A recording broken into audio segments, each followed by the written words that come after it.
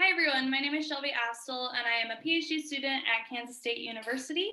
Today I'm excited to talk to you about my findings about parents' intentions to teach children about different sexual topics using the theory of planned behavior.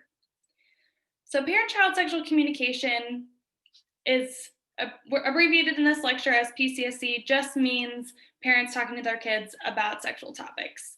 And we know that when parents talk to their kids about sexual topics, that it actually has a lot of really great outcomes for children. However, parents do face a lot of barriers when talking to their kids about sex.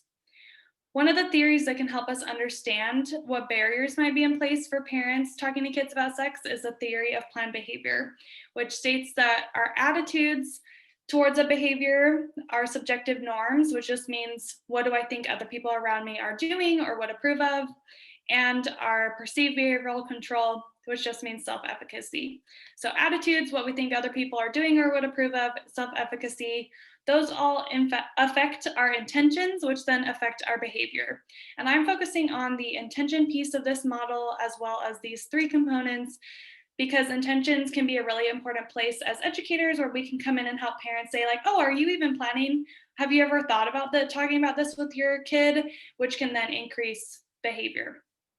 So I wanted to apply this theory in my research to parent-child sexual communication. And so I asked, how do PCSC attitudes, norms, and self-efficacy relate to parental intentions to engage in PCSC about different sexual topics?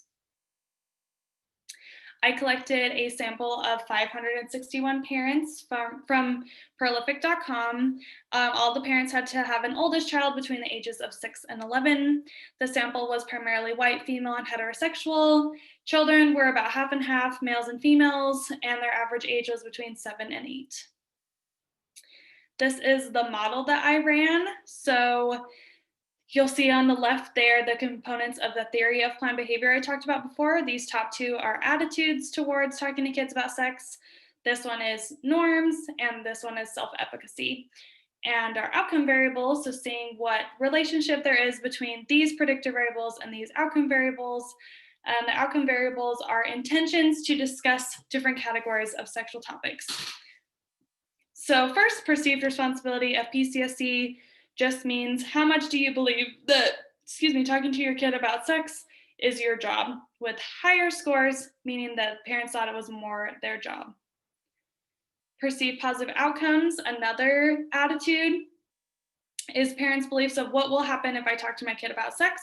Higher scores on this one mean that they thought that there would be more positive outcomes from talking to their kid about sex.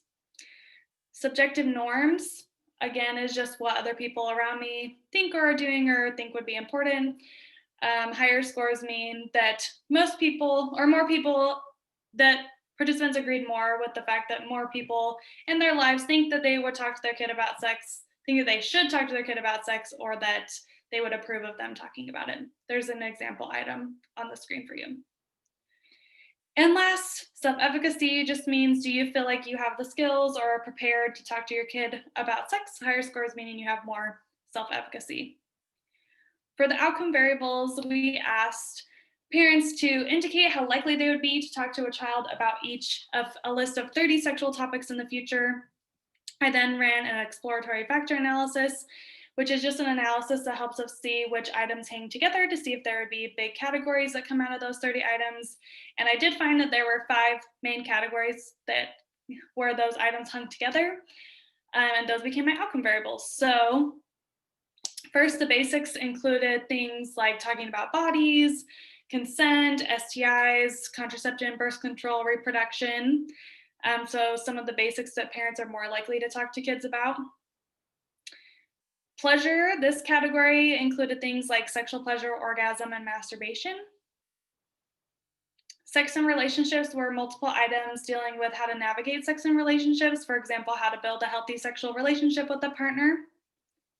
And then these two are the easiest. They are very self-explanatory: gender identity and sexual orientation, and the religious meaning of sex.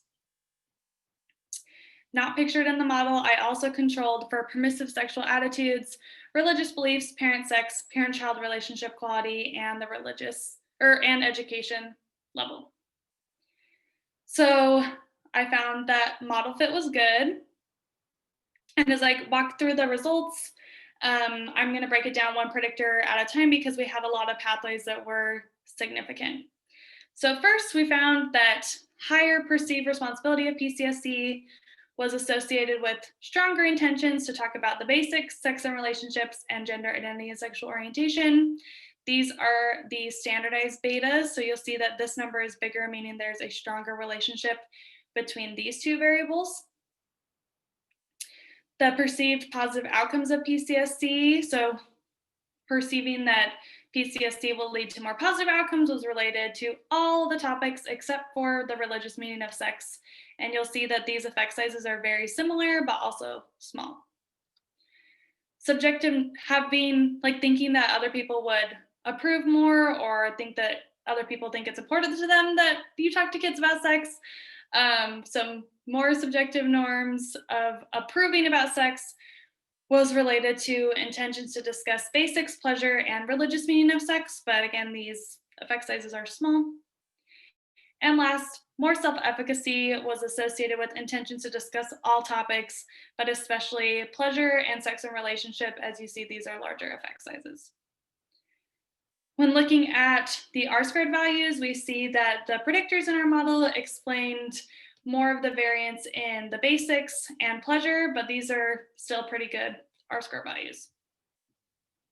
So looking at what these findings mean, PCSC self-efficacy and perceived responsibility of talking to kids about sex had the largest effect sizes, which suggests that if we want to increase parents' intentions to engage in PCSC, we might want to focus our attention on increasing parents' perceived responsibility and self-efficacy, especially if we're educators or program developers. These could be important areas to look into.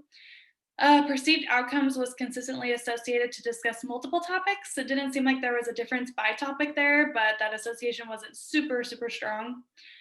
Interesting that subjective norms had a weak association with intentions to discuss all topics, since other work with the Latinx sample found that subjective norms were actually the strongest predictor of PCSC, which probably just is highlighting cross-cultural differences since my sample was a heavily white sample. And that's something that future research should look into, and we need to continually be considering cross-cultural influences.